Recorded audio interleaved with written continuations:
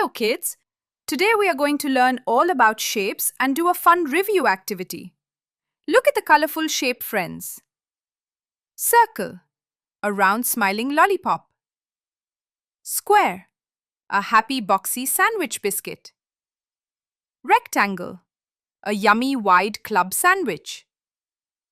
Triangle, a cheerful three-sided sign in the clouds.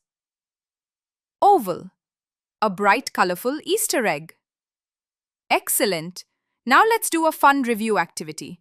Trace and color of these shapes. Look at the dotted shapes waiting for you to complete them. On top, we have a tall oval and a round circle.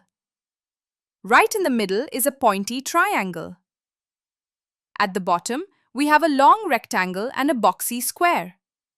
Grab your favorite colors, trace along the dotted lines and fill them with beautiful colors. Excellent! See you next time. Goodbye.